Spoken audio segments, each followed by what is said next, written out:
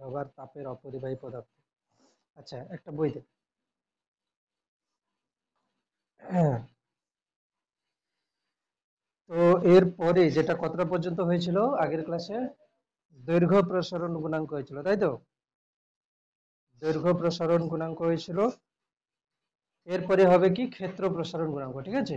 তরলে কঠিন পদার্থের ক্ষেত্র প্রসারণ গুণাঙ্ক, হেডিং দে।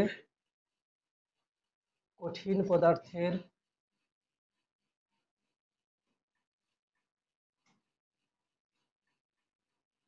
কঠিন পদার্থের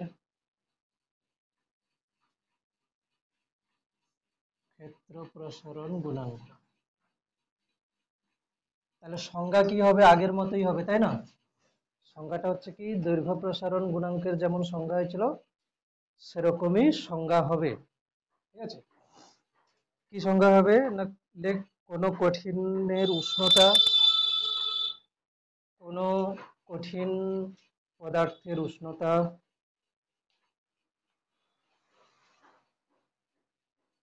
কোনো কঠিন পদার্থের উষ্ণতা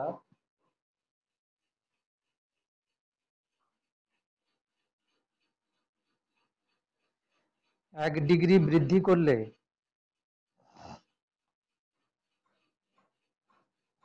কোনো কঠিন পদার্থের উষ্ণতা 1 ডিগ্রি বৃদ্ধি করলে এর পৃষ্ঠতলের একক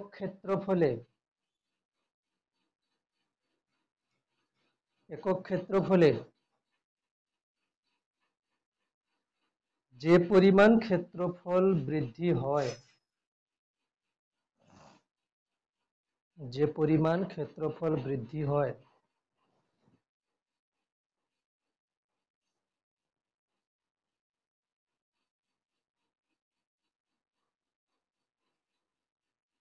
তাকে হ্যাঁ, তাকে ওই কঠিনের তাকে ওই কঠিনের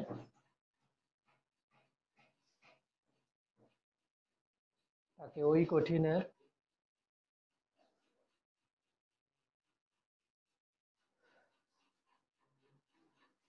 ক্ষেত্র প্রসারণ গুণাঙ্ক বলে।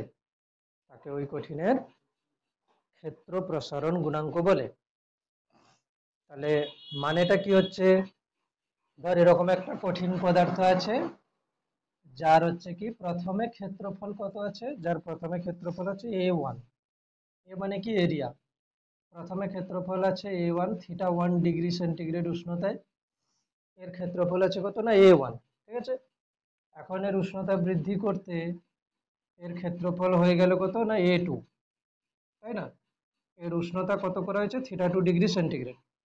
তাহলে প্রথমে উষ্ণতা θ1 ডিগ্রি সেন্টিগ্রেড, পরে উষ্ণতা θ2 ডিগ্রি সেন্টিগ্রেড হয়েছে। তো এর ক্ষেত্রফল কত হয়েছে না A1 থেকে A2।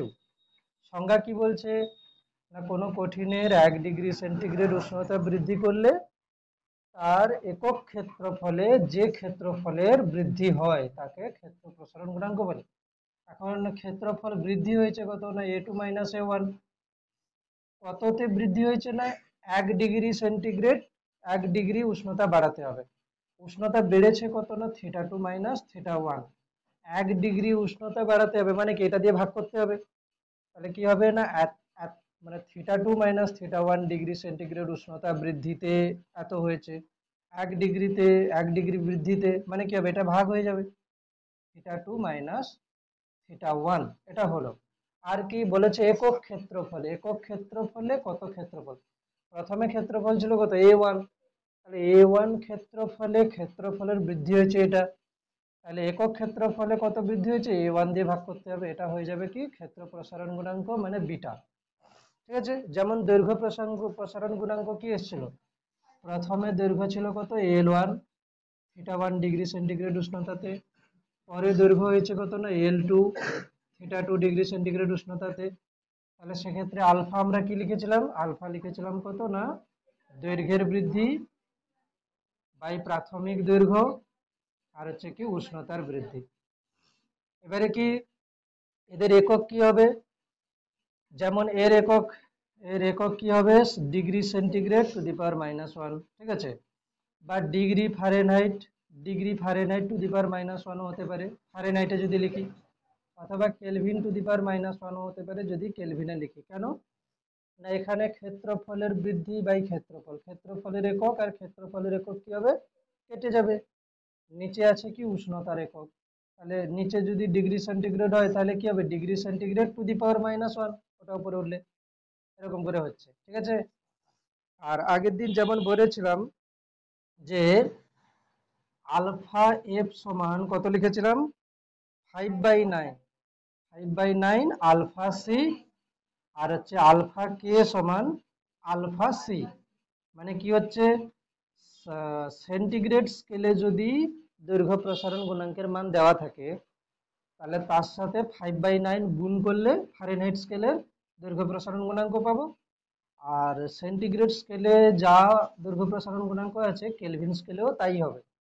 কেন না, আগের দিন বলেছিলাম যে ওই কেলভিন স্কেলে 1 ডিগ্রি উষ্ণতা বৃদ্ধি মানে ফারেনহাইট সেলসিয়াস স্কেলেও 1 ডিগ্রি বৃদ্ধি, কিন্তু সেন্টিগ্রেড স্কেলে 100 ডিগ্রি বৃদ্ধি মানে ফারেনহাইট স্কেলে 180 ডিগ্রি বৃদ্ধি। ওই জন্য এরকম হচ্ছে, ঠিক আছে? এটা গেল। এরপরে চলে আসবে কি না, আয়তন প্রসারণ গুণাঙ্ক। এখান থেকে সেই ফর্মুলা লিখতে পারিস যেগুলো হচ্ছে লিখেছিলাম পরের দিন। আচ্ছা, এগুলো এগুলো তো আগের দিন লেখা, এটা লিখতে হবে না, এগুলো আগের দিন লেখা, ঠিক আছে? এগুলো হচ্ছে আগের দিনের লেখা, অসুবিধা নেই। এবার এখান থেকে কেউ কি করবে না, গুণ করে দেবে, তাই না? গুণ করে দিলে কি আসছে দেখ, গুণ করে যদি দেই তাহলে কি হবে? সেই রকম লিখে দিচ্ছি এক চান্সে, ঠিক আছে? a2 সমান কি হবে? a1 into 1 plus beta into কত হবে? θ2 মাইনাস θ1, যেমনটা হয়েছিল না যে l2 সমান l1 into 1 plus beta into alpha, এখানে হবে কত? আলফা, তাই না? আলফা θ2 মাইনাস θ1, ঠিক? এটা হচ্ছে কি অন্তিম দৈর্ঘ্য, আর এটা হচ্ছে কি অন্তিম ক্ষেত্রফল। এটা অন্তিম দৈর্ঘ্য, এটা অন্তিম ক্ষেত্রফল হচ্ছে। মানে দৈর্ঘ্য প্রসারণ গুণাঙ্ক যেমন যেমন বার করা হয়েছিল সেরকম করে করেই ক্ষেত্র প্রসারণ গুণাঙ্ক বার হয়ে যাচ্ছে আস্তে।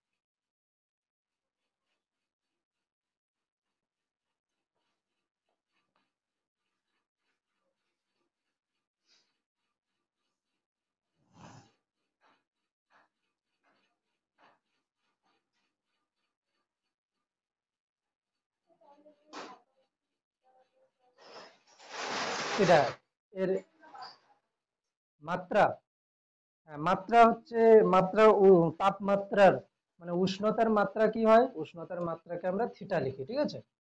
উষ্ণতার মাত্রাকে আমরা থিটা লিখি। এই জন্য এর মাত্রা কি হবে? যদি আলফা এর মাত্রা বলি তাহলে কি হবে? থিটা টু দি পাওয়ার -1, তাই তো? Theta two the power -1। Beta এরও মাত্রা কি হবে? বিটা এরও মাত্রা এটাই হবে, থিটা টু দি পাওয়ার -1। কারণ কি আমরা উষ্ণতার মাত্রাকে নিই কত? থিটা, ঠিক আছে? যেহেতু এগুলো উষ্ণতার একক টু দি পাওয়ার -1 আছে সেই জন্য এদের মাত্রা হবে theta two the power -1।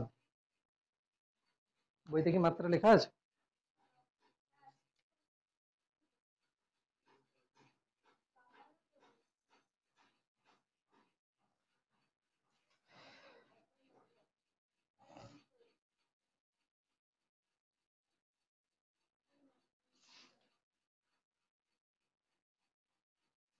Hmm, alpha beta gamma সবাই এর কি হবে? একই মাত্রা হবে, থিটা টু দি পাওয়ার -1, ঠিক আছে? হয়ে যেটা। এবার লিখ, হেডিং দে, কঠিন পদার্থের আয়তন প্রসারণ গুণাঙ্ক।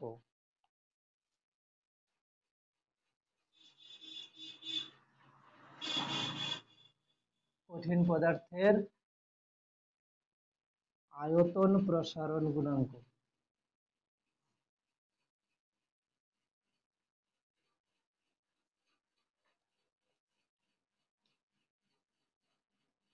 আয়তন হবে এখানে শুধু,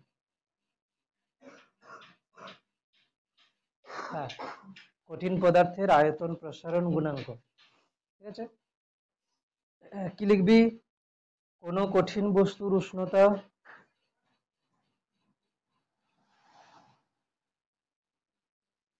কোনো কঠিন বস্তুর উষ্ণতা 1 ডিগ্রি বৃদ্ধিতে তার একক আয়তনে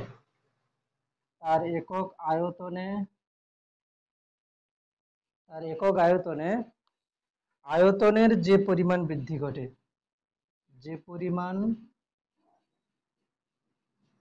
আয়তন বৃদ্ধি ঘটে তাকে ওই কঠিন পদার্থের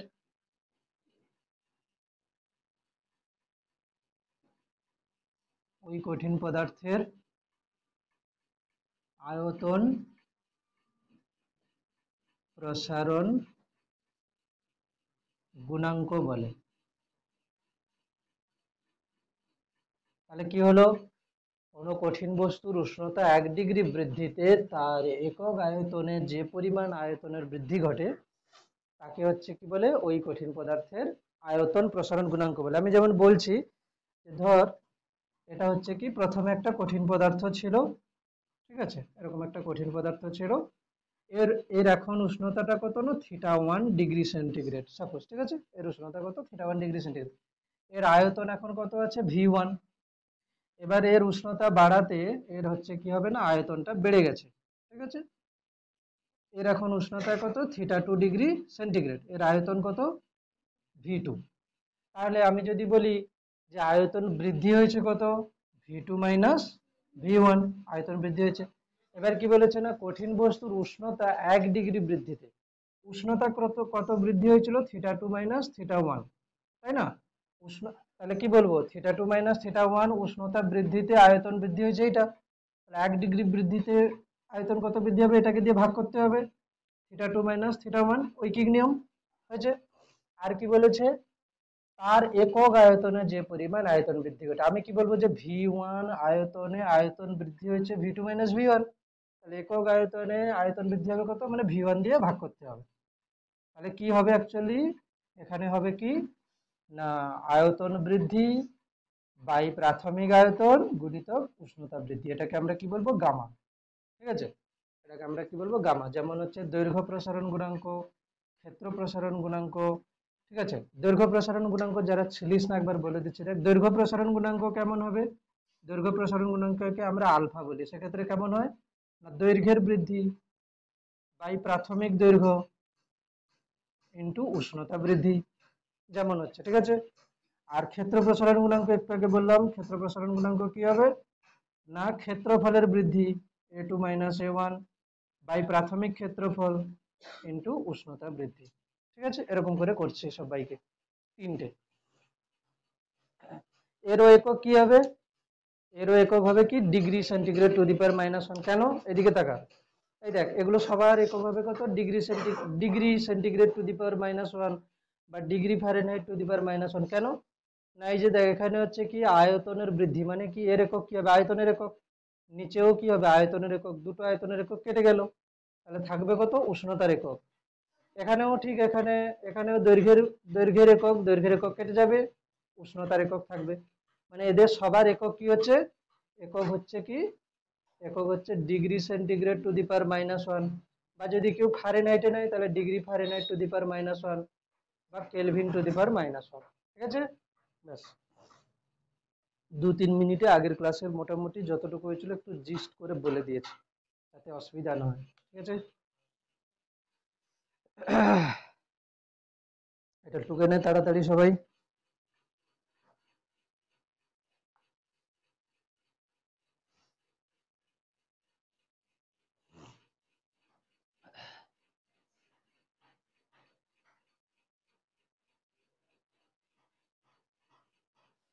কোথা থেকে টুকবি, তাই তো, লিখবি কোথা থেকে, এক কাজ করতে পারিস, কত পৃষ্ঠা হয়েছিল একবার উল্টা দেখি, কত পৃষ্ঠা হয়েছে, লিখে নিয়েছিস, কোথা থেকে লিখেছিস,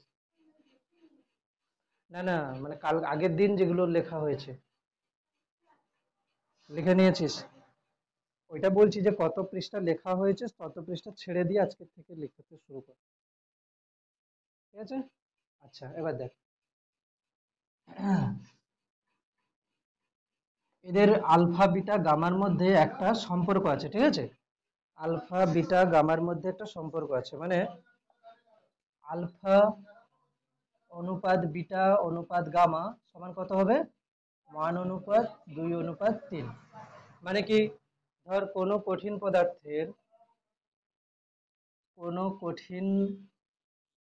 পদার্থের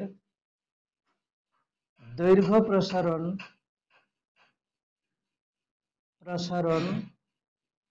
গুণাঙ্ক ধর দেওয়া আছে কত? 1.76 into 10⁻⁻6 degree centigrade to the power -1। এটা দেওয়া আছে কি? কঠিন পদার্থের দৈর্ঘ্য প্রসারণ গুণাঙ্ক। এবার এখান থেকে আমি যদি বলি এই কঠিন পদার্থটার ক্ষেত্র প্রসারণ গুণাঙ্ক আমি যদি বার করতে চাই, তাহলে কি লিখবো? 2 দিয়ে জাস্ট গুণ করে দেবো, তাই তো? ক্ষেত্র প্রসারণ গুণাঙ্কটাকে কি করব? 2 দিয়ে গুণ করে দেবো। 2 গুণিতক আলফার মান যত আছে 10⁻⁻6 ডিগ্রি সেন্টিগ্রেড -1, এটাকে এটা গুণ করলে যা হয়, ঠিক আছে? এবারে যদি বলি কঠিন পদার্থের আয়তন প্রসারণ গুণাঙ্ক, তাহলে কি হবে তখন? আয়তন প্রসারণ গুণাঙ্ক হবে 3 দিয়ে গুণ করতে হবে, 1.76 into 10⁻⁻6 degree centigrade to the power -1। এখন এরপর একটা কোশ্চেন দিচ্ছে, একটি কঠিন পদার্থের ক্ষেত্র প্রসারণ গুণাঙ্ক 2.4 ইন্টু 10⁻⁻6 ডিগ্রি সেন্টিগ্রেড ইনভার্স, ঠিক আছে? একটি কঠিন পদার্থের ক্ষেত্র প্রসারণ গুণাঙ্ক এটা দেওয়া আছে, তার দৈর্ঘ্য প্রসারণ গুণাঙ্ক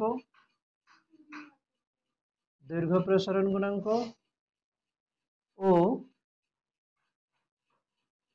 আয়তন প্রসারণ গুণাঙ্ক নির্ণয় করো, ঠিক আছে? বলেছে ক্ষেত্র প্রসারণ গুণাঙ্ক দেওয়া আছে, বলেছে কি না দৈর্ঘ্য প্রসারণ গুণাঙ্ক আর আয়তন প্রসারণ গুণাঙ্ক বার করতে বলেছে।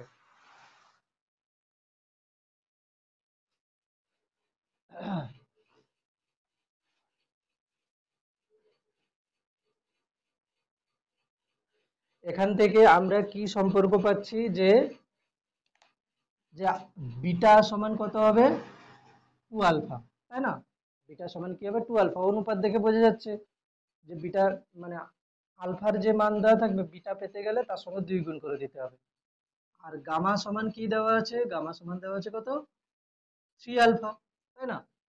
তো ওই রকম যদি হিসাব করে আমি দেখি, তাহলে হিসাব অনুযায়ী আলফা হচ্ছে কত? β/2, আবার আলফা হচ্ছে কত? γ/3। এটাও একটা সম্পর্ক হচ্ছে।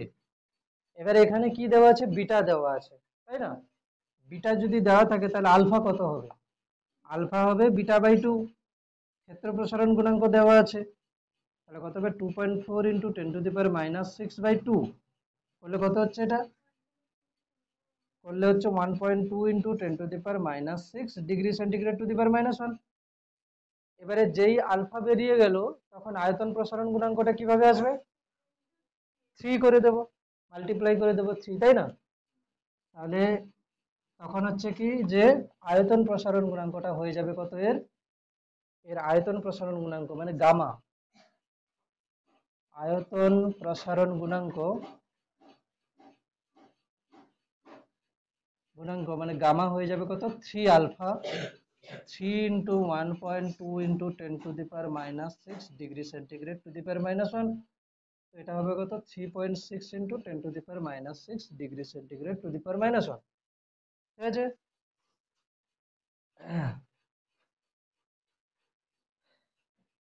এরপরের কোশ্চেন, একটি কঠিন পদার্থের, আচ্ছা লিখিস নি?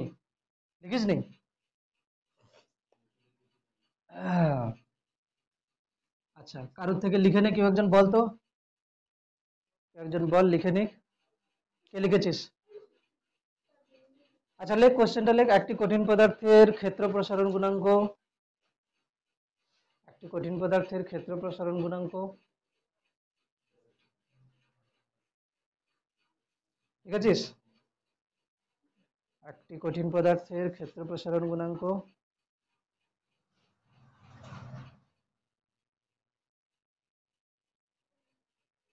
ক্ষেত্র প্রসারণ গুণাঙ্ক 2.4 ইন্টু 10⁻⁻6। 2.4 ইন্টু, ওই কোশ্চেনটাই বলছি, যারা যারা লেখেনি, যারা যারা লেখেনি তাদেরকে বলছি ওই কোশ্চেনটাই।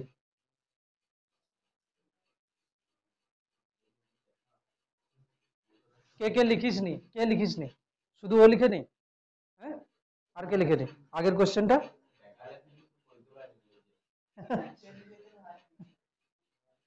ঠিক আছে, যে কোশ্চেনটা লিখেছিস, ওর সঙ্গে একটা কোশ্চেন নতুন করে বানিয়ে দিচ্ছি। কি লাইন লিখেছিস? একটি কঠিন পদার্থের দৈর্ঘ্য প্রসারণ গুণাঙ্ক, ওই হচ্ছে, এটা কেটে দে, 2.4 ইন্টু 10⁻⁻, ওটা কেটে দে। একটি কঠিন পদার্থের দৈর্ঘ্য প্রসারণ গুণাঙ্ক ও আয়তন প্রসারণ গুণাঙ্কের অনুপাত হবে। একটি কঠিন পদার্থের দৈর্ঘ্য প্রসারণ গুণাঙ্ক ও আয়তন প্রসারণ গুণাঙ্কের অনুপাত হবে। অপশন দেওয়া আছে 1:2, অপশন দেওয়া আছে 2:1, অপশন দেওয়া আছে 2:3, অপশন দেওয়া আছে কত, 3:1। একটি কঠিন পদার্থের ক্ষেত্র প্রসারণ গুণাঙ্ক ও আয়তন প্রসারণ গুণাঙ্কের অনুপাত কি হবে?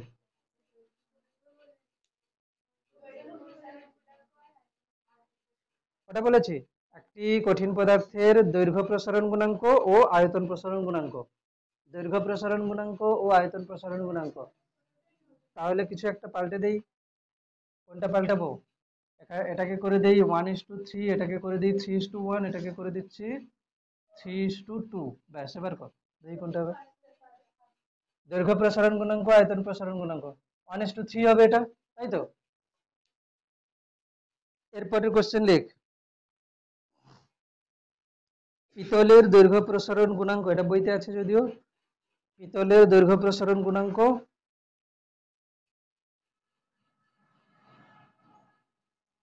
পিতলের দৈর্ঘ্য প্রসারণ গুণাঙ্ক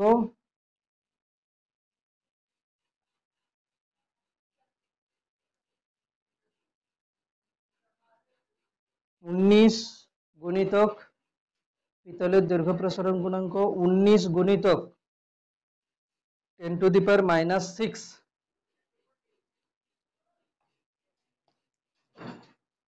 কেলভিন টু দি পাওয়ার -1।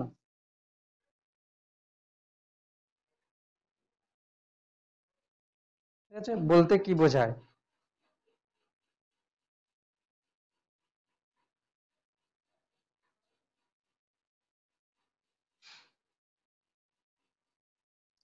ঠিক আছে, কি হবে উত্তর, কি হবে?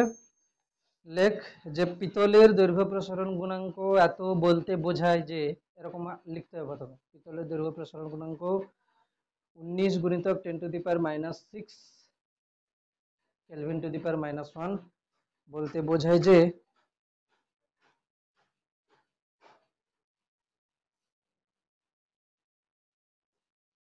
1 মিটার দীর্ঘ, 1 মিটার দীর্ঘ পিতল দণ্ডের উষ্ণতা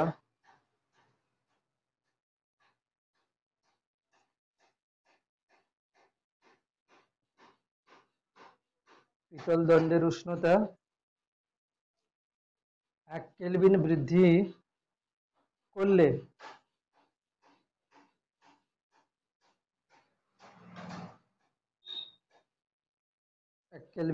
করলে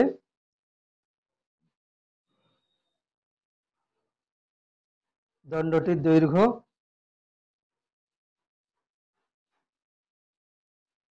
19 গুণিতক 10⁻⁻6 মিটার বৃদ্ধি পাবে। 19 গুণিতক 10⁻⁻6 মিটার বৃদ্ধি পাবে।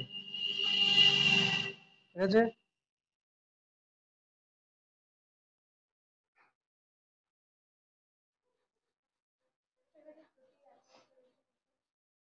ওই যে 1 মিটার বলে দিয়েছে, 1 মিটার যদি তামার দণ্ড নিই তাহলে তার দৈর্ঘ্য বৃদ্ধি হবে এটা, 1 মিটার বলে দিয়েছি না, ওই জন্য আর একক লেখার দরকার নেই। ঠিক আছে। আচ্ছা এবারে বল, এবারে হেডিং যেটা শুরু হচ্ছে সেটা হচ্ছে কিনা তরলের প্রসারণ। ঠিক আছে, তরলের প্রসারণ। তরলের কি কি প্রসারণ হতে পারে? আয়তন প্রসারণ হবে শুধু, তাই না? তরলের প্রসারণ কেবলমাত্র কি হবে না, আয়তন প্রসারণ। কেন কি তরলের আমরা দৈর্ঘ্য, ক্ষেত্রফল এসব কিছুই বলতে পারবো না, তাহলে এক্ষেত্রে কি হবে, আয়তন প্রসারণ হবে। তরলের এই আয়তন প্রসারণকে ভিত্তি করে কিছু কিছু প্রাত্যহিক জীবনে কি কি করা যেতে পারে না, থার্মোমিটার। ঠিক আছে, ব্যবহার কি হচ্ছে, ব্যবহার থার্মোমিটারে। থার্মোমিটারে কি হয়, থার্মোমিটারে যে পারদের যে প্রসারণ হয়, তাই না? একটা পারদ, মানে থার্মোমিটার যেটা থাকে, সেই থার্মোমিটার যদি আমি এমনি ব্যারোমিটার যদি বলি, আর এমনি থার্মোমিটার হচ্ছে কি এরকম হচ্ছে, তাই তো? এমনি থার্মোমিটার হচ্ছে এরকম। এখানে হচ্ছে একটা যে এই পারদের যেটা থাকে, পারদের হচ্ছে যে নলের মধ্যে পারদটা কি হয়, প্রসারণ ঘটে। তার আয়তনের প্রসারণ হলে কি হবে, যে কতটা তাপমাত্রা হচ্ছে বোঝা যায়। তাহলে কি লিখবো, থার্মোমিটারে, থার্মোমিটারে, থার্মোমিটারে পারদের আয়তন প্রসারণ কে কাজে লাগিয়ে, কাজে লাগিয়ে কি করা হবে, কাজে লাগিয়ে দেহের উষ্ণতা পরিমাপ করা হয়। লেখ তাড়াতাড়ি তাড়াতাড়ি লেখ।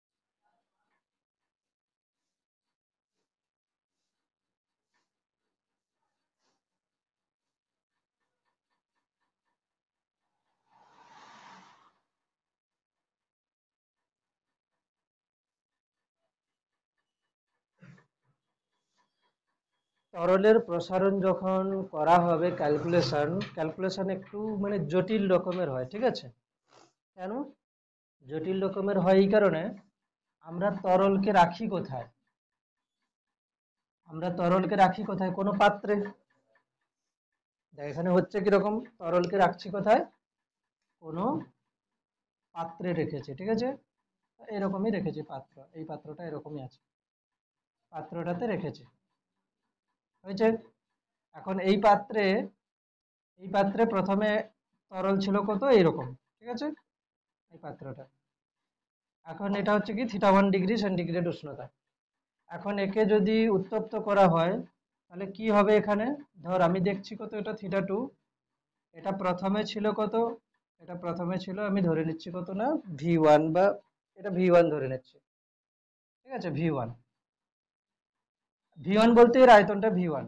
এরপরে দেখছি কি তরলটা এখানে আছে, তাহলে আমি কি বলবো, যে তরলের আয়তন বৃদ্ধি ঘটেছে, সেটা কত, V2। ঠিক আছে, এটা হলো V2। কিন্তু এখানে প্রশ্ন হচ্ছে যে এই যে যে প্রসারণটা, এই প্রসারণটাকে যে আমরা দেখছি, এটা কি ধরনের প্রসারণ, এটা আপাতভাবে। কেন আপাতভাবে, এই কারণে যে এখানে যখন আমি উষ্ণতা বৃদ্ধি করছি, তখন পাত্রটারও তো বৃদ্ধি ঘটেছে, পাত্রটারও বৃদ্ধি ঘটেছে, পাত্রটারও আয়তন প্রসারণ ঘটেছে। তাহলে সেক্ষেত্রে আমি যেটা দেখছি সেটা হচ্ছে কি আপাতভাবে দেখছি, তাই না? আপাতভাবে দেখছি বলতে কি, এটা প্রকৃত প্রসারণ নয়, প্রকৃত প্রসারণ নয়, মানে প্রকৃত প্রসারণ নয় বলতে এই পাত্রটারও একটা আয়তন বৃদ্ধি ঘটেছে, হুম, আর জলেরও, এই তরলেরও আয়তন বৃদ্ধি ঘটেছে। কিন্তু আমি দেখছি কি যে জল এখন এতটা ছিল, পরে এতটা হয়েছে। কিন্তু এই পাত্রটাতে হিট দিলে এই পাত্রটাও তো বড় হয়ে গেছে, তাই না? পাত্রটা বড় হয়ে গেছে, তাহলে এখান থেকে যে V2 - V1 বাই যদি আমি V1 θ2 - θ1 করি, এটা তাহলে কি আসবে? তরলের প্রকৃত প্রসারণ আসবে না আপাত প্রসারণ আসবে? আপাত প্রসারণ আসবে। ওই জন্য প্রথমে লেখ তরলের আপাত প্রসারণ গুণাঙ্ক।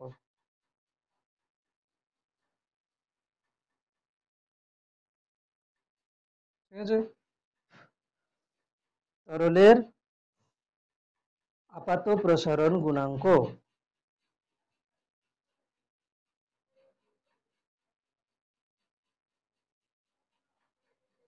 তরলের আপাত প্রসারণ গুণাঙ্ক।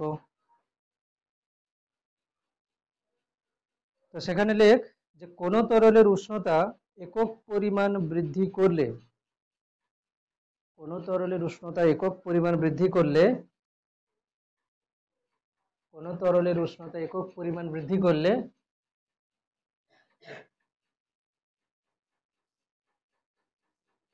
ওর একক আয়তনে, ওর একক আয়তনে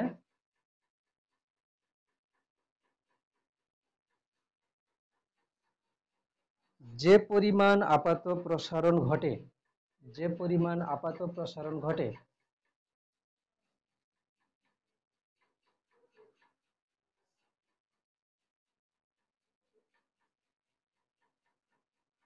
তাকে ওই তরলের আপাত প্রসারণ গুণাঙ্ক বলে।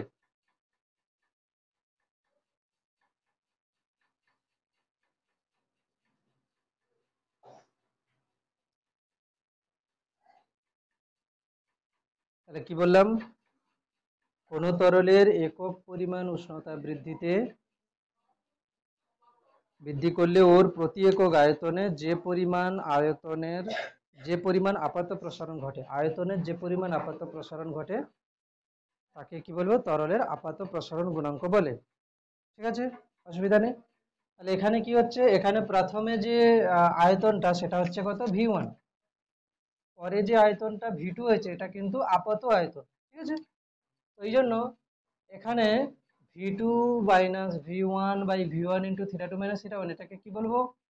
আয়তন, আয়তন প্রসারণ গুণাঙ্ক। কিন্তু এটা হচ্ছে কি অ্যাপারেন্ট। এ মানে কি? অ্যাপারেন্ট। অ্যাপারেন্ট মানে কি? আপাত। ঠিক আছে, আপাত।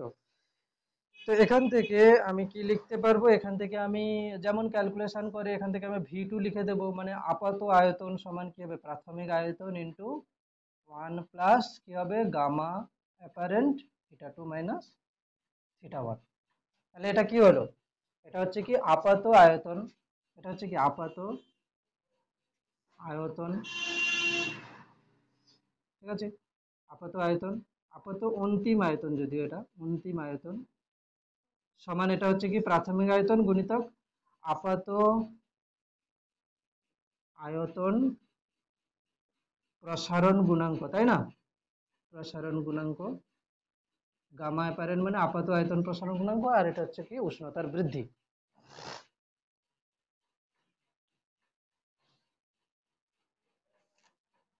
ওদেরকে পড়ানোর জন্য বই দেখতে হয়। ক্লাস 11-12 পড়ানোর সময় বই হাতে নেই। কেন? কেন কি তোদের যদি বইয়ের বাইরে চলে যায় বেশি, তখন সমস্যা। এগুলোই আছে ক্লাস 11-এ। ক্লাস 11-এ এগুলোই আছে, এর চেয়ে বেশি আছে। কিন্তু তোদের কি করেছে? একটু একটু করে ছুঁয়ে ছুঁয়ে গেছে পুরোটাই, শুধু সংজ্ঞাগুলো, একক, মাত্রা এই সময়ের উপর দিয়ে ছুঁয়ে ছুঁয়ে গেছে। এটার ক্যালকুলেশন কিন্তু ক্লাস 11-এ অন্য রকমের আছে। ঠিক আছে, এখানে কত দৈর্ঘ্য বৃদ্ধি হবে, একটা হচ্ছে কি, একটা হচ্ছে কি ওই পাত্র নিয়েছে যেখানে হচ্ছে কি এইরকম একটা মুখ আঁকতে হবে একে, এখানে জলের কত বৃদ্ধি হয়েছে আর হচ্ছে পাত্রের কত বৃদ্ধি হয়েছে তাকে বাদ দেবে দিয়ে করবে এরকম করে। কিন্তু এখানে সেরকম কিছু নাই। ঠিক আছে, এখানে এমনি সহজভাবে করা আছে। এরপরে হেডিং দে তরলের প্রকৃত প্রসারণ গুণাঙ্ক। হ্যাঁ, হ্যাঁ, কেমিস্ট্রি চ্যাপ্টার, রাসায়নিক বলছে না। ঠিক আছে, কেন রাসায়নিক গণনা কি হয়নি? স্যার তো পড়াবে আশা করি। তরলের প্রকৃত প্রসারণ গুণাঙ্ক, তরলের প্রকৃত প্রসারণ গুণাঙ্ক, ঠিক আছে? তরলের প্রকৃত প্রসারণ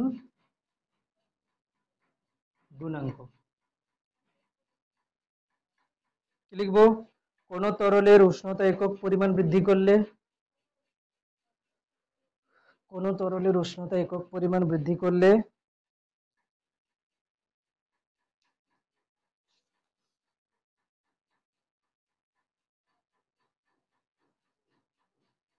কোন তরলের উষ্ণতা প্রতি, কোন তরলের উষ্ণতা, আচ্ছা, কোন তরলের উষ্ণতা একক পরিমাণ বৃদ্ধি করলে ওর প্রতি একক আয়তনে, ওর প্রতি একক আয়তনে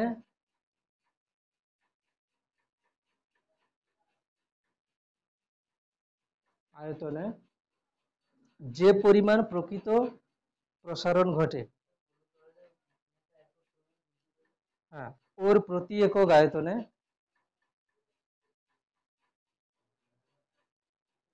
ওর প্রতি একক আয়তনে যে পরিমাণ, প্রতি একক আয়তনে যে পরিমাণ প্রকৃত প্রসারণ ঘটে, ঠিক আছে? যে পরিমাণ প্রকৃত প্রসারণ ঘটে,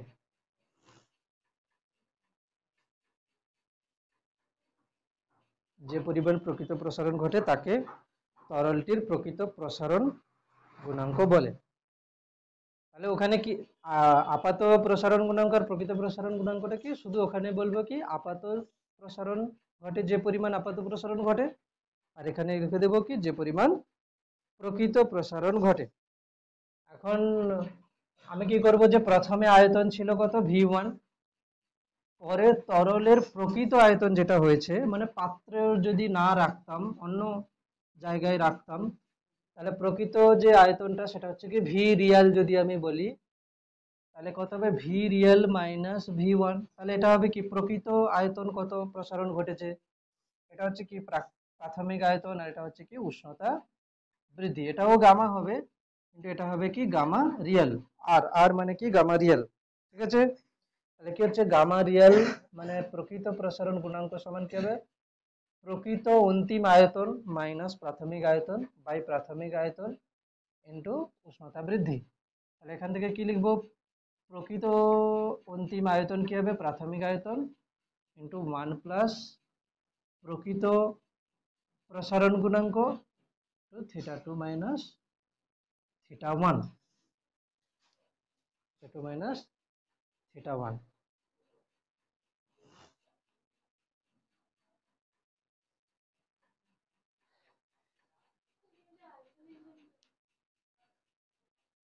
আচ্ছা সরি, ভুলে লেখা হয়ে গেছে, এটা আর হবে, আলফা হবে না, এটা আর, ঠিক আছে? গামা আর,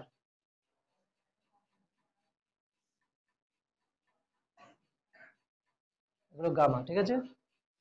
এবার একটা জিনিস লক্ষ্য কর, যে এইখানে ছিল কি, যে এই পাত্রে কোন হচ্ছে তরল ছিল θ1 উষ্ণতা, পরে হয়েছে θ2 উষ্ণতা। তাহলে আমরা কি করেছি? আপাত প্রসারণ গুণাঙ্কটাকে বার করেছি, ঠিক আছে? তাহলে এখান থেকে একটা জিনিস বোঝা যায় কি, যে আপাত প্রসারণ গুণাঙ্ক যেটা ছিল মানে গামা অ্যাপারেন্ট, তার সঙ্গে যদি আমি যে পাত্রটা আছে, ধর কাঁচের পাত্র, ঠিক আছে? তাহলে ভি গামা গ্লাস মানে তরলের আপাত প্রসারণ গুণাঙ্ক প্লাস যে পাত্রে আছে তার প্রসারণ গুণাঙ্ক করলে কি হবে? প্রকৃত প্রসারণ গুণাঙ্কটা পেয়ে যাব।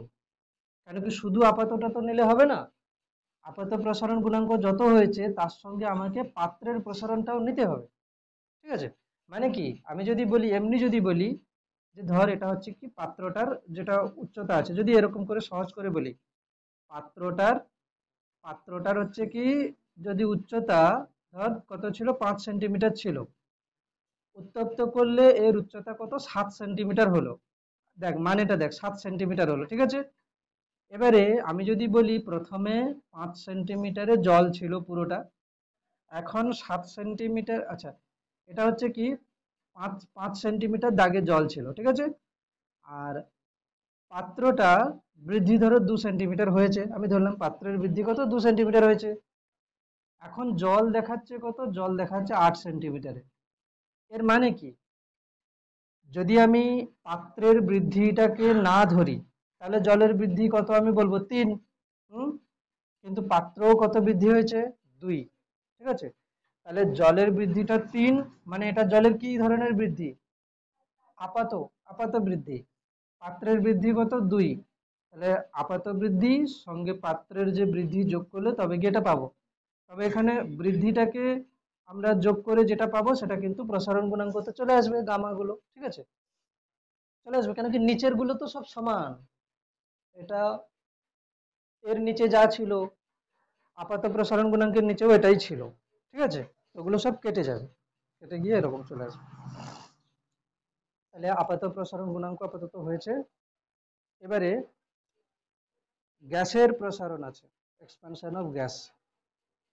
আজকে গ্যাসের প্রসারণ পর্যন্ত শেষ হয়ে গেলে পরের দিন তাপের পরিবাহিতা শেষ হয়ে যাবে, ঠিক আছে। একটা চ্যাপ্টার শেষ, এটা ছোট চ্যাপ্টার, তবে তড়িৎ প্রবাহ অনেক বড় চ্যাপ্টার, ওখানে সময় লাগবে, ঠিক আছে। পরীক্ষা কেমন হয়েছে, ভালো? ফিজিক্সের হয়েছে কোশ্চেনটা তো বলেছিলাম যেগুলো যেগুলো সেগুলোই দিয়েছে, টুকেও দিয়েছে। হ্যাঁ, কেউ একজন দিয়েছিল দেখেছি তো মনে হচ্ছে, প্রিজমের ছিল, তারপরে হচ্ছে R=2F, এটাও ছিল, ছিল না? ওরকমই কোশ্চেন দেবে, আর কি দেবে। বলেছিলাম যে ওই যে যে রশ্মিগুলো ছিল আলফা বিটা গামা, তারপরে হচ্ছে অতিবেগুনি রশ্মি, এক্স রশ্মি, এসব ছিল না। বলেছিলাম এদের হচ্ছে কি কি কি জিজ্ঞেস করবে, তরঙ্গ দৈর্ঘ্য কার বেশি বা কম্পাঙ্ক কার বেশি, ওরকমই জিজ্ঞেস করছে। পুরো ভ্যালু জিজ্ঞেস করবে না, কারণ কি মাস্টার জানে যে এরকম পুরো ভ্যালু কারোর পক্ষে মুখস্থ রাখা সম্ভব নয়, ঠিক আছে, ওরকমই করেই দিয়েছে। আচ্ছা এবার লেখ, কত পাবি, কত পাবি? হুম, 35 অ্যাভাব হবে, 35 অ্যাভাব হবে, আচ্ছা।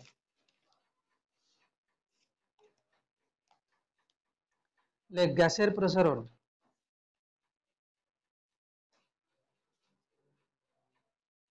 তাহলে গ্যাসের প্রসারণ লেখার সময় কি লিখবো, গ্যাসেরও কি ধরনের প্রসারণ হবে, গ্যাসেরও কিন্তু আয়তন প্রসারণ হবে, মানে আয়তন প্রসারণের কথা বলছি, আয়তন প্রসারণ, ঠিক আছে।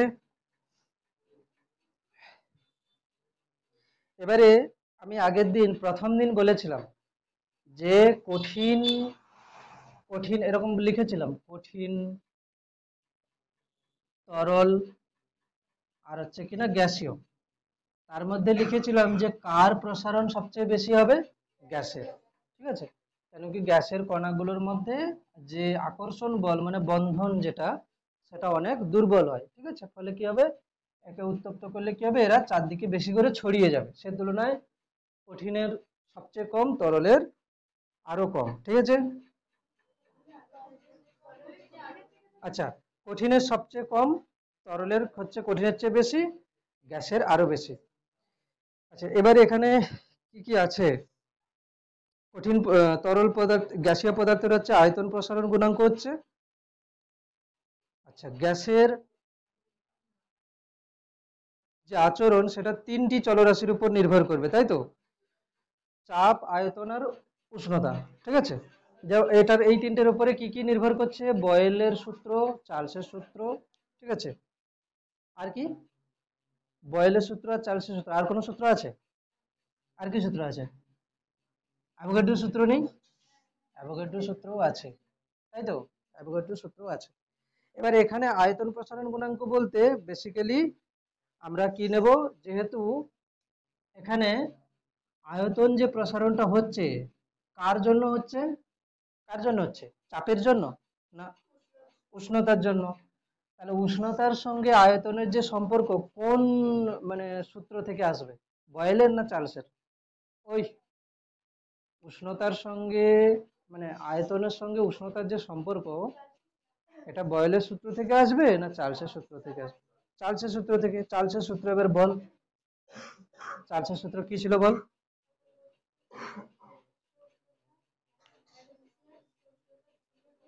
চার্লসের দুটো দুটো সূত্র হয়, দুটো সূত্র হয়। একটা ডিগ্রি সেন্টিগ্রেড স্কেলে যদি বলি সেটা হবে, আর একটা কেলভিন স্কেলে। ঠিক আছে, তাহলে কাজ কর, চার্লসের সূত্র লিখতে পারিস, লিখে নে, বইতে আছে, লিখ, একবার লিখ। ঠিক আছে, চার্লসের সূত্র। চার্লসের সূত্রতে কে কে ঠিক স্থির থাকবে? ভর আর চাপ ঠিক থাকবে। ঠিক আছে, লেখ চার্লসের সূত্র, লেখ নির্দিষ্ট স্থির চাপে, স্থির চাপে চার্লসের সূত্র লিখছি। ঠিক আছে, স্থির চাপে নির্দিষ্ট ভরের কোনো গ্যাসের, চার্লসের সূত্র, স্থির চাপে নির্দিষ্ট ভরের কোনো গ্যাসের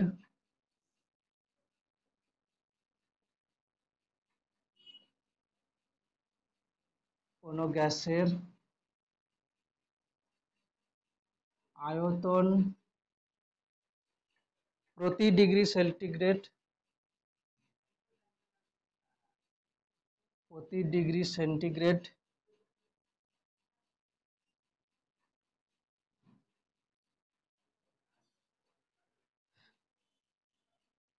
উষ্ণতা বৃদ্ধি বা হ্রাসের জন্য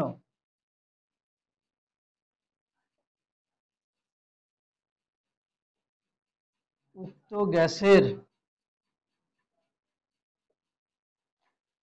0 ডিগ্রি সেন্টিগ্রেড উষ্ণতায় যে আয়তন থাকে, যে আয়তন থাকে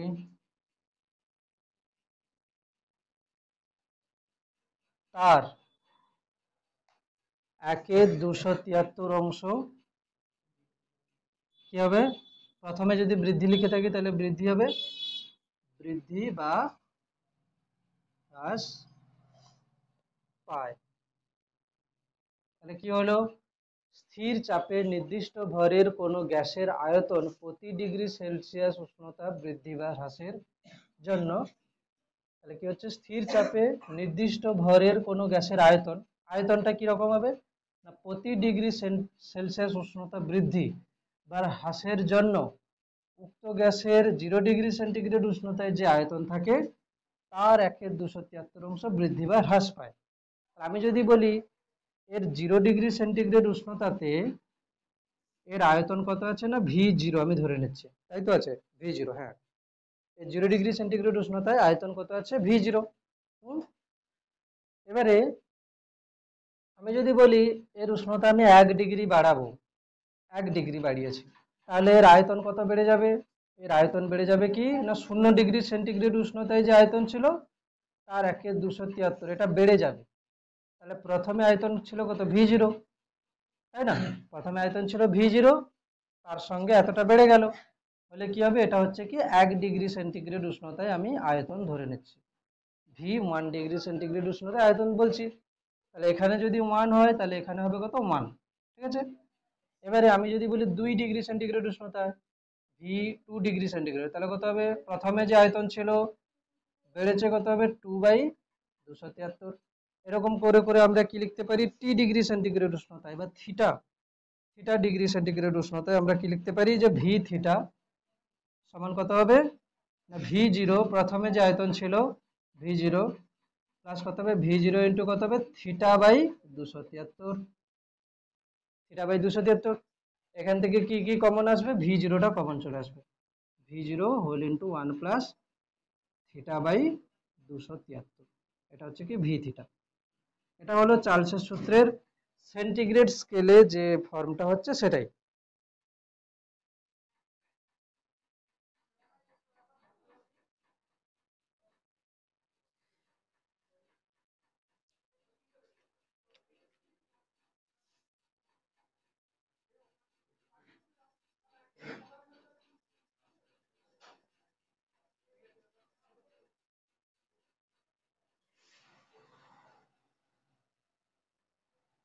তাহলে এখান থেকে একটা জিনিস বল, যে গ্যাসের তাহলে আয়তন প্রসারণ গুণাঙ্ক কত হয়।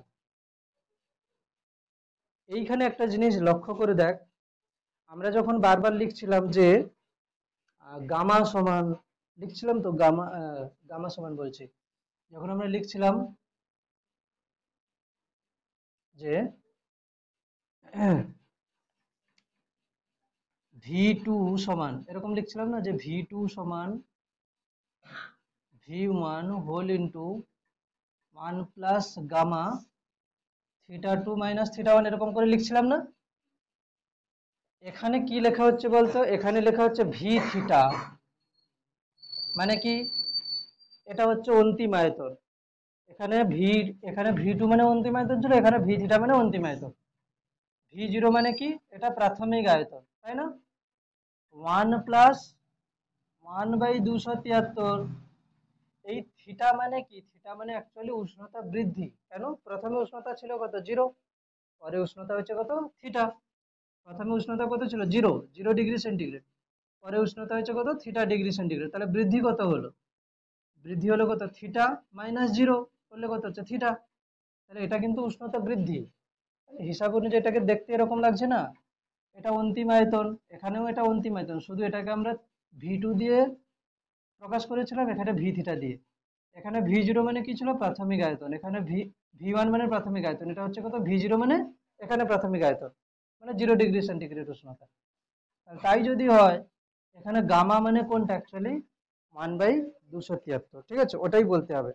তাহলে লেখ, সকল গ্যাসীয় পদার্থের, সকল গ্যাসের আয়তন প্রসারণ গুণাঙ্কের মান কত হবে, সকল গ্যাসের আয়তন প্রসারণ গুণাঙ্কের মান,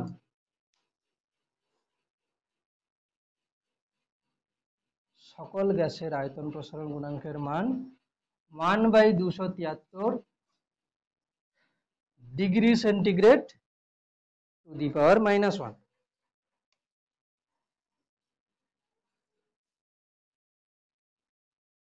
সকল গ্যাসের আয়তন প্রসারণ গুণাঙ্কের মান 1/273 degree centigrade to the power -1।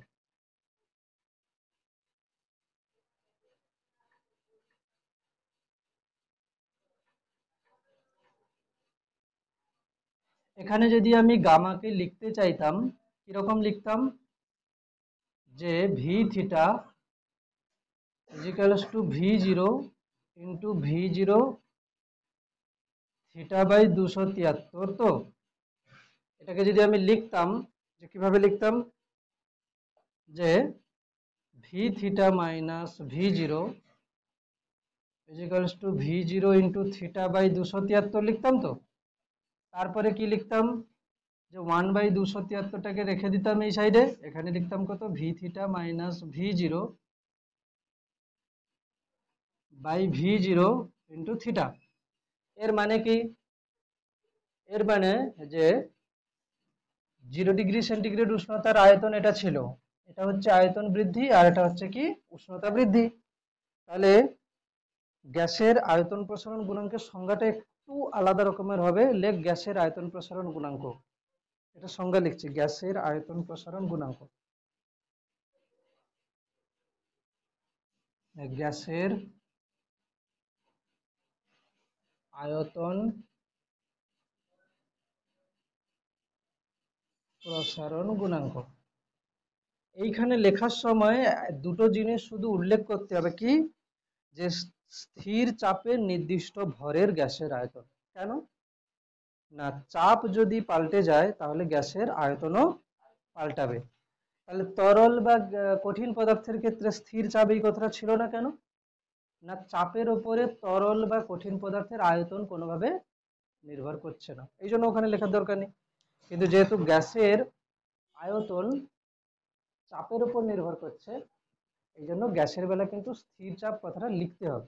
বোঝা গেল কি, না বোঝা যায়নি, লেখ,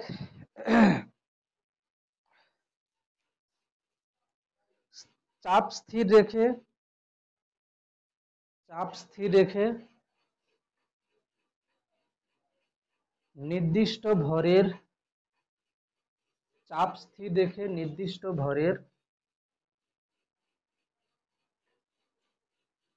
চাপ স্থির রেখে নির্দিষ্ট ভরের কোনো গ্যাসের উষ্ণতা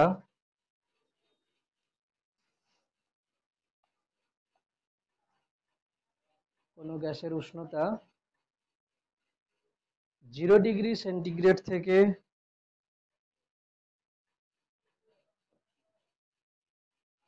1 ডিগ্রি সেন্টিগ্রেড বৃদ্ধি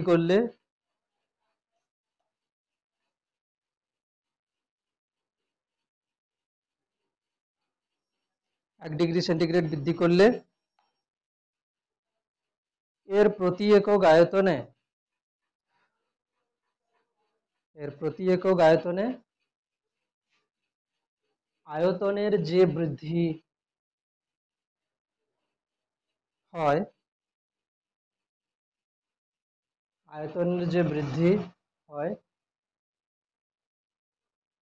তাকে ওই গ্যাসের আয়তন প্রসারণ গুণাঙ্ক বলে।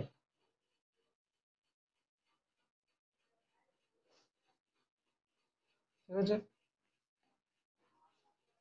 তাহলে কি হলো, চাপ স্থির রেখে নির্দিষ্ট ভরের কোনো গ্যাসের উষ্ণতা 0 ডিগ্রি সেন্টিগ্রেড কথাটা লিখতে হবে কিন্তু, ঠিক আছে, 0 ডিগ্রি সেন্টিগ্রেড উষ্ণতা থেকে 1 ডিগ্রি সেন্টিগ্রেড বৃদ্ধি করলে তার প্রতি একক আয়তনে যে আয়তন বৃদ্ধি হবে তাকে আয়তন প্রসারণ গুণাঙ্ক বলছে। ঠিক আছে, 8 ঘন্টা বাকি আছে, এটা কি শেষ করে দেবো? শেষ করে দেখি কি হবে। প্রচুর পড়া হয়ে যাচ্ছে, বেশি বেশি, হ্যাঁ বেশি বেশি হচ্ছে, তাহলে কি অনুশীলনী করব? অনুশীলনীতে যাব, আচ্ছা ঠিক আছে, এর উপরে তাহলে অনুশীলনী কি কি কোশ্চেন আছে দেখে নিই, সবচেয়ে বেটার। ঠিক আছে, এটা এটা এটা কিসের বই?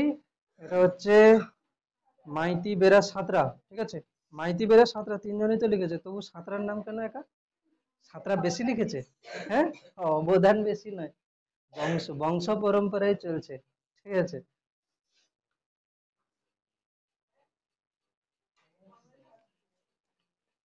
হয়েছে। আচ্ছা, সাঁতরা পাবলিকেশনের বইটা এখানে অনুশীলনীতে কি আছে দেখি। বহু বিকল্প ভিত্তিক প্রশ্নাবলী মানে এমসিকিউ। ঠিক আছে, প্রথমটা, এক একটা কে বলবে? তুই শুরু কর, কি আছে? নিচের কোনটির ওপর ধাতুর পরিবাহিতাঙ্ক নির্ভর করে না? এটা তো নেই, এটা হয়নি এখন। ঠিক আছে,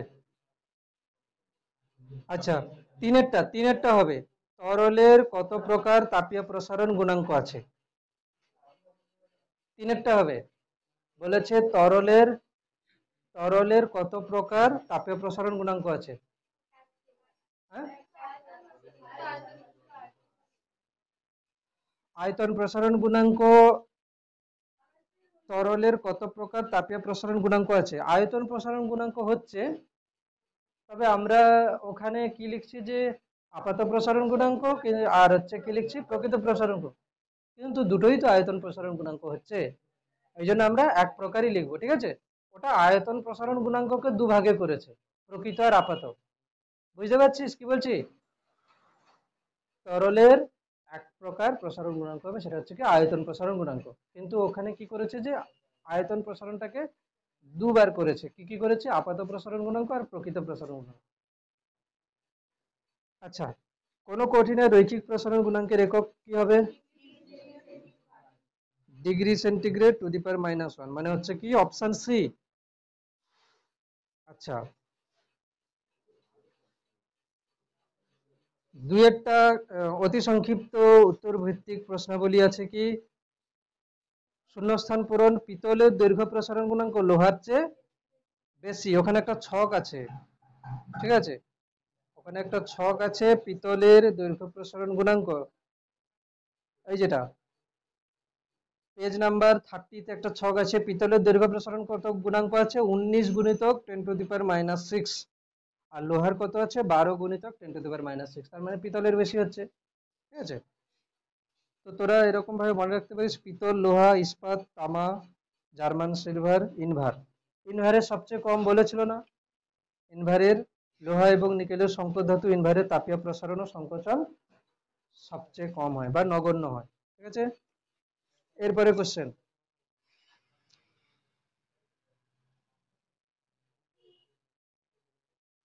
আচ্ছা, সত্য মিথ্যা লিখতে হবে। ঠিক আছে, নিচের বিবৃতিগুলি সত্য না মিথ্যা লেখো, এটা কোশ্চেন দেওয়া আছে। কি দেওয়া আছে? কোনো কঠিন বস্তুর মধ্য দিয়ে তাপ পরিবহনের সময় বস্তুর উপাদান কণাগুলির স্থান পরিবর্তন হয় না। এটা হচ্ছে কঠিন পদার্থের মধ্যে দিয়ে তাপের পরিবহন আছে। এমনি স্বাভাবিকভাবে ভাবলে কি হয়, তোরা তো পড়েছিস যে পরিচলন পদ্ধতিতে তাপ পরিবহন, তাই না?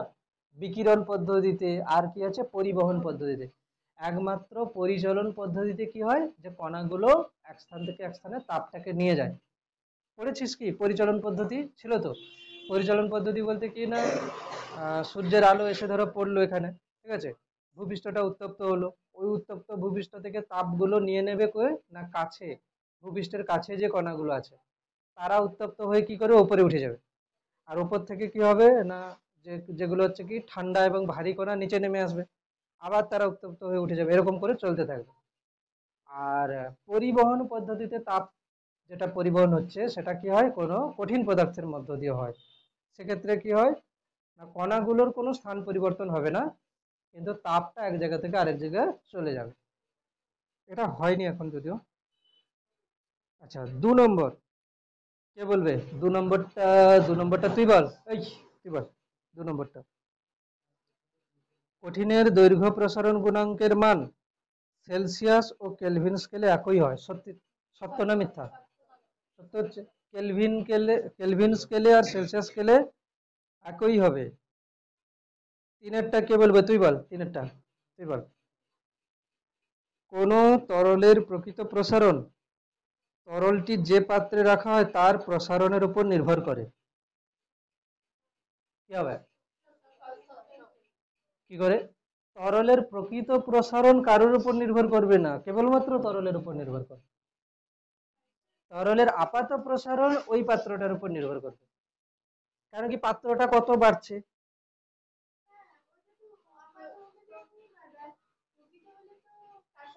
দেখ, আমি একটা কথা বলছি, একটা তরলের প্রকৃত প্রসারণ মানে আমি যদি বলি জলের প্রকৃত প্রসারণ গুণাঙ্ক কত, জলকে আমি যে পাত্রে রাখি না কেন প্রকৃত প্রসারণ গুণাঙ্ক ওটাই হবে। হ্যাঁ, না, কি বলছি, জলকে যেই পাত্রে রাখি না কেন তার প্রকৃত প্রসারণ গুণাঙ্ক ওটাই হবে।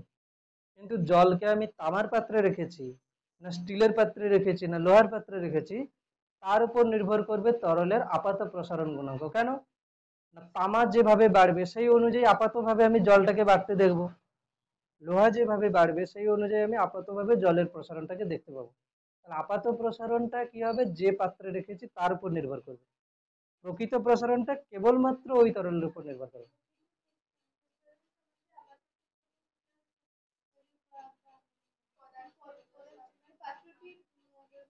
ও তো ক্যালকুলেশন করেছি, ও তো ক্যালকুলেশন করেছি। ক্যালকুলেশন করার সময় কেন করেছি, ক্যালকুলেশন করার সময় কেন করেছি, যে এই ক্যালকুলেশনটা আমি যে দেখছি, এখানে কাকে দেখছি, প্রকৃতটাকে তো দেখতে পাচ্ছি না, আমি দেখতে পাচ্ছি কাকে, আপাতটাকে।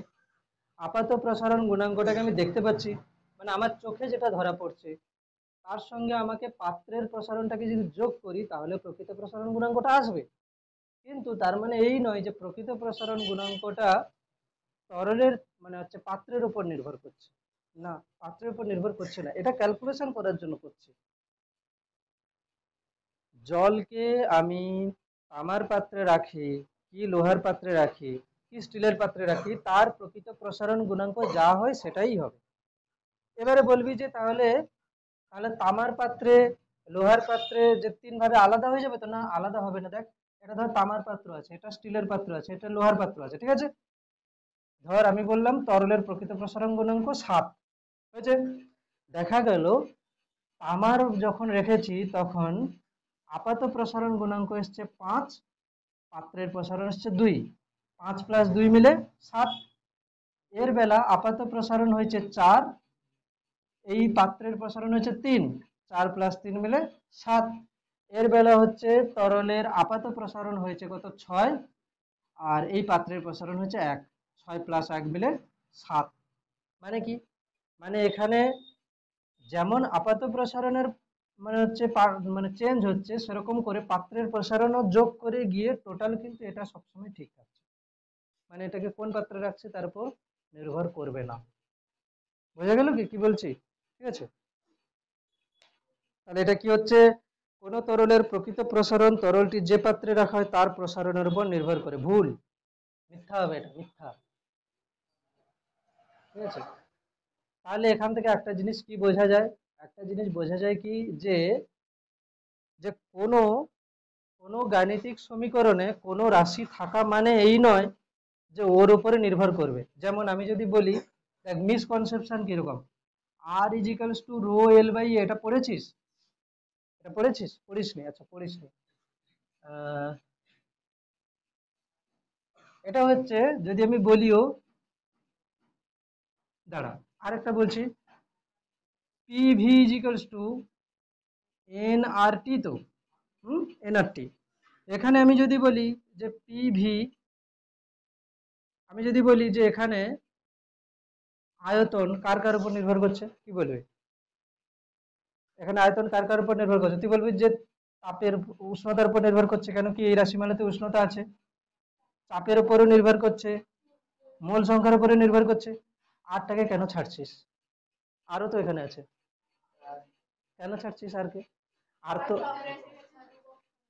তাহলে ধ্রুবক কেন বলছিস? এত সময়, তাহলে যদি কথা মতো যদি এই হয় যে এখানে gamma apparent plus gamma glass equals to gamma real, এই হিসাবে তোরা যদি বলিস যে রিয়েলটা এই দুজনকে যোগ করে হচ্ছে বলে এর উপর নির্ভর করছে, যদি তাই বলিস, মানে সমীকরণে আছে বলে বলছিস যে এর উপরে আছে, এখানেও তো সমীকরণে আর আছে, একে কেন বাদ দিবি?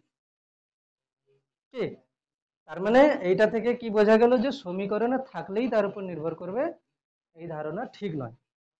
ঠিক আছে, এরপরে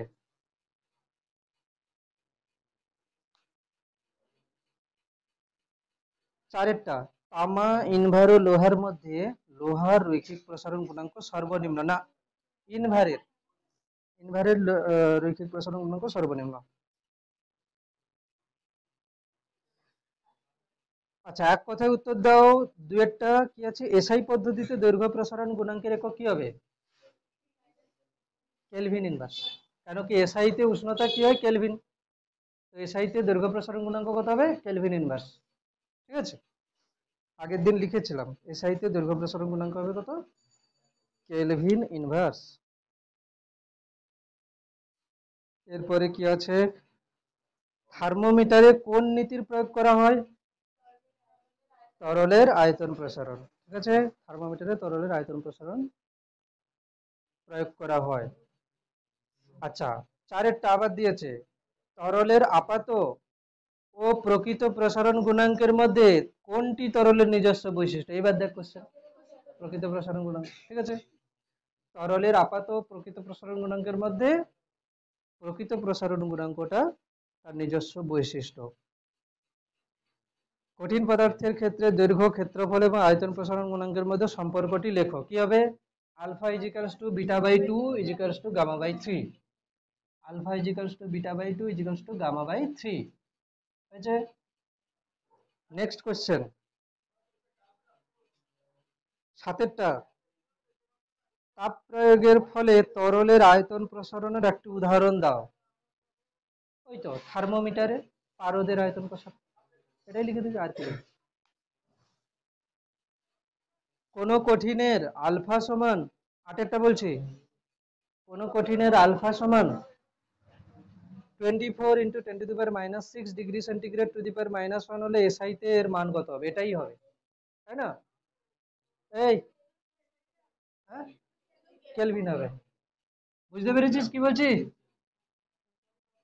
আটেরটা বলছে কোন কঠিনের দৈর্ঘ্য প্রসারণ গুণাঙ্ক দিয়েছে কত? Alpha equals to 24 × 10⁻⁶ degree centigrade to the power -1। বলেছে এটার এসআইতে মান কত হবে, এসআইতে।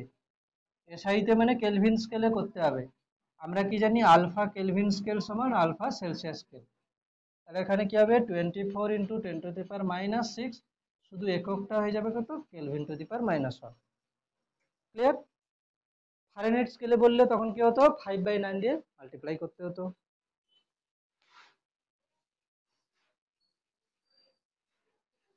সংক্ষিপ্ত, হ্যাঁ এটা ফারেনহাইট স্কেল করলে এটা এটা লিখতে হতো। যদি সেলসিয়াস স্কেলে যা দেওয়া থাকবে, যদি আমি আলফা ফারেনহাইট বার করতে চাই, তার সঙ্গে 5/9 আলফা সি, মানে সেলসিয়াস স্কেলে যেটা দেওয়া থাকবে সেটা তার সঙ্গে 5/9 মাল্টিপ্লাই করলে ফারেনহাইট স্কেল চলে আসবে। কিভাবে আসবে, কোথা থেকে পাবে, আগের দিন পড়িয়েছি, কোথায় পড়িয়েছি দেখে নিস, ভিডিও পাঠিয়েছিলাম গ্রুপে, দেখেছিলিস? হ্যাঁ, ক্লাস 10-এ পাঠিয়েছিলাম, পাঠিয়েছিলাম, কে কে দেখেছে তো মনে হয়, একবার দেখছিলাম। হ্যাঁ গ্রুপ হয়েছে, তোদের অনেকের হোয়াটসঅ্যাপ নেই। এই তো এখানে কে কে আছে বলছি, দেখেছে তো? বর্ষা আর সুতৃষ্ণা আছে, দেখেছে তো? হ্যাঁ, আর কেউ নেই, আর কারোর হচ্ছে হোয়াটসঅ্যাপ নাম্বারই হচ্ছে আসছে না। হ্যাঁ, আচ্ছা নাম্বারটা বলতো, দাঁড়া 1 মিনিট, 1 মিনিট।